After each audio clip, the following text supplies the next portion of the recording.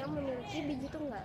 Tumbuhan monokotil baik bagi manusia dan ekonomi. Contoh tumbuhan monokotil yaitu padi, jagung, gandum, kangkung, kunyit, dan jas. Tumbuhan monokotil baik manusia dan ekonomi. Demikian tumbuhan monokotil bisa dimanfaatkan bagi bahan pangan dan bahan jual. Tentu petani-petani desa yang menghasilkan tumbuhan lain dan akan dijual belikan oleh pedagang.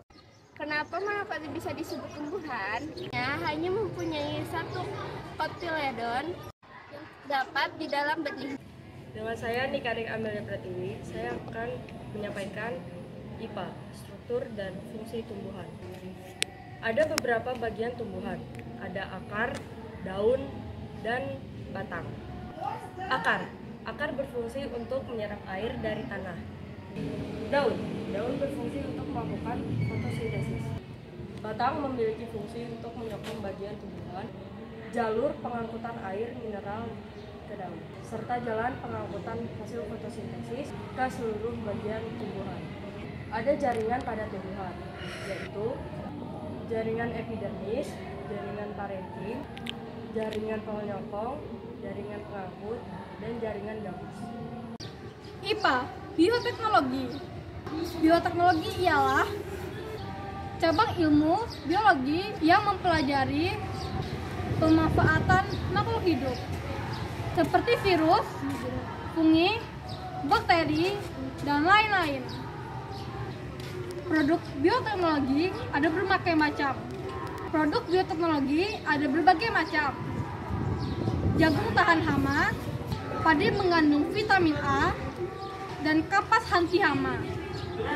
Jenis-jenis bioteknologi ada bioteknologi konvensional atau tradisional, bioteknologi modern. Contoh penerapan bioteknologi: bidang pangan, bidang kesehatan, pertanian, dan kehutanan. Perkembangbiakan pada hewan dan tumbuhan.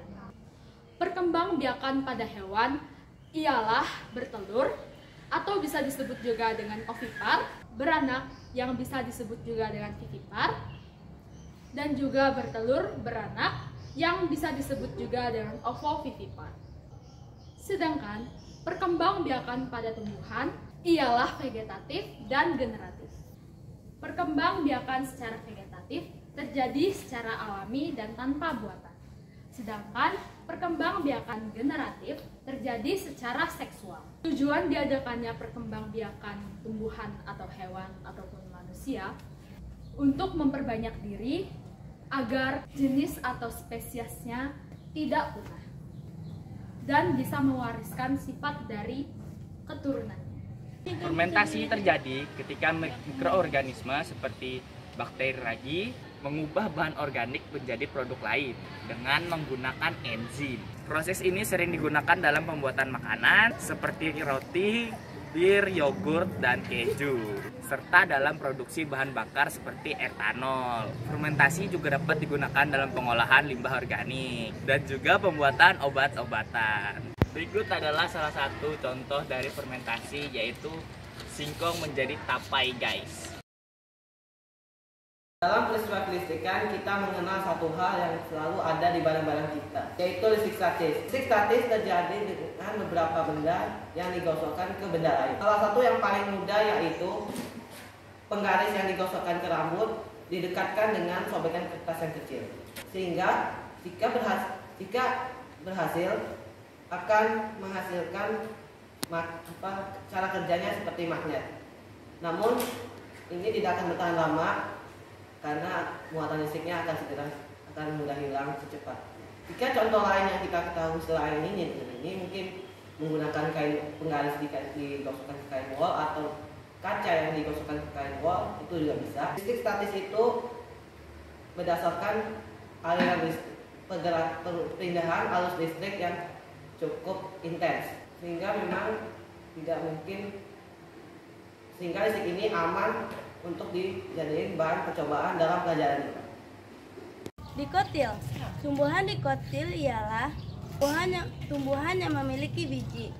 Keping 2 dengan memiliki daun lembaga atau kotiledon menjadi beberapa suku, yaitu suku jarak atau suku jambu-jambuan, suku kacang-kacangan, suku johar-joharan, suku kapas-kapasan. Ciri-ciri tumbuhan kotil adalah 1. Keping biji. 2. Ketika dicambah, biji akan membelah menjadi 2. 3. Susunan akar gang dan berkambium. 4. Jang akar tidak memiliki pelindung. 5. Cabang kuku dengan ruas, jelas dan berkambium. Contoh tanaman dikotil. IPA, perubahan sifat benda. Perubahan sifat benda ialah satu peristiwa perubahan benda menjadi bentuk benda lain. Perubahan tersebut dipengaruhi oleh, sebelum membahas faktor-faktor tersebut, sifat benda dibagi menjadi 3 bagian.